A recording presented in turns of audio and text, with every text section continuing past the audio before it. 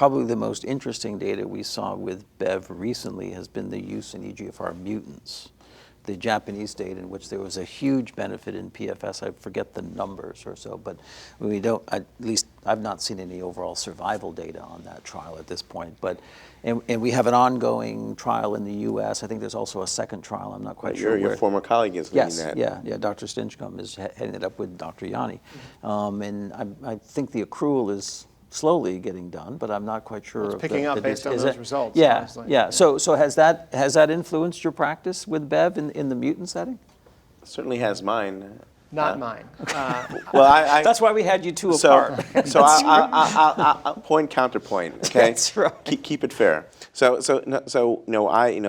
Sandler and I many years ago did the initial phase 1 of Bevacizumab erlotinib, the beta trials. Remember those? And actually, the phase 1 looked quite good.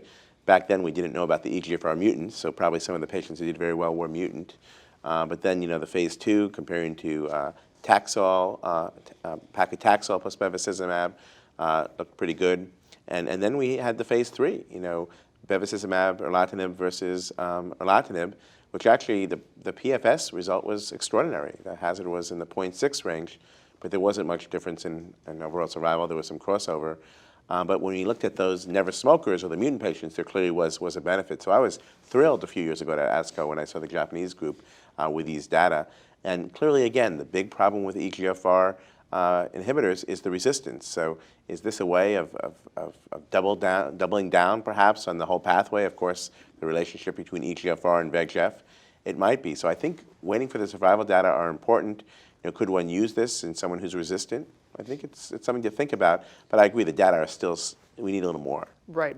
I just saw a patient who I started on erlotinib back in April for newly recurrent disease after prior surgery. We got him on the right dose, took about a month, 100 milligrams. I said, see you in 3 months. He went to Italy, had a great summer, comes back in 3 months, he feels fine. I just saw him yesterday, I said, see you in 3 months. Being on erlotinib for a responding low-burden EGFR mutant patient is living the dream. And adding bevacizumab IV therapy every 3 weeks, yeah. I want some compelling data. I agree with you that PFS data was impressive.